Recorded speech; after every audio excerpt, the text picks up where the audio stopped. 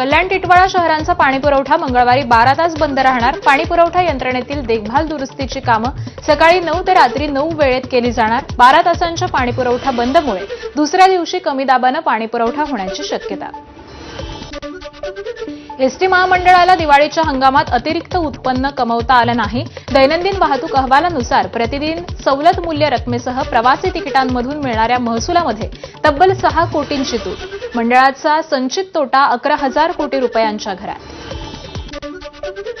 कोकण रेल्वेच्या रोरो सेवेची वहन क्षमता वाढली। आता 50 टनाऐवजी 57 टन वजनाच्या ट्रकची वाहतूक शक्य।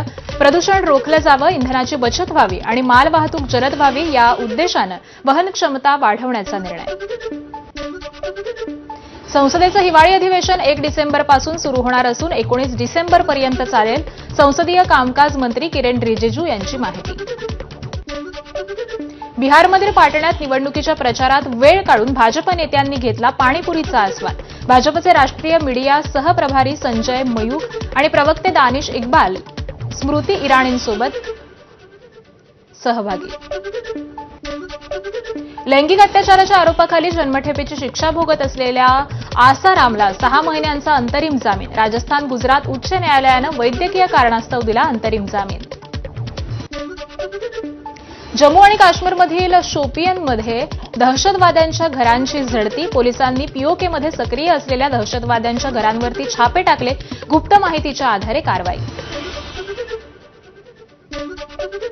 हैदराबादमधील एका ऑटो चालकाचा व्हिडिओ तुफान व्हायरल, ज्यात चालकाच्या समोर मुलगी बसली आणि चालक जोरात ऑटो चालवतोय। दोघांचे ऑटो चालवतानाचे अश्लील चाळे सुरू।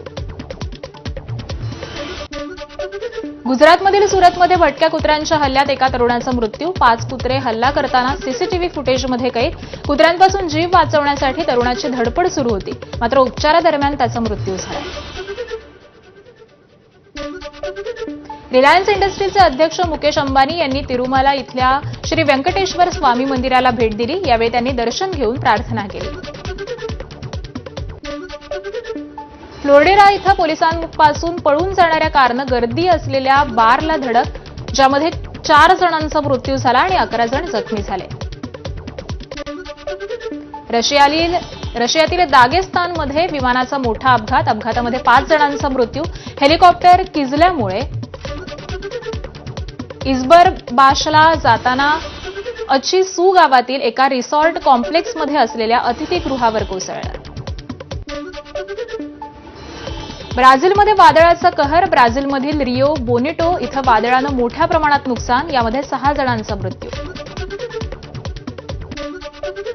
पूर्व युक्रेनमध्ये रशियाचा हल्ला। ड्रोन हल्ल्यामध्ये 3 जणांचा मृत्यू तर 12 जण जखमी। रशियानं 458 ड्रोन आणि 45 क्षेपणास्त्र डागली। युक्रेनियन हवाई दलानं 406 ड्रोन आणि 9 क्षेपणास्त्र पाडलेली आहेत।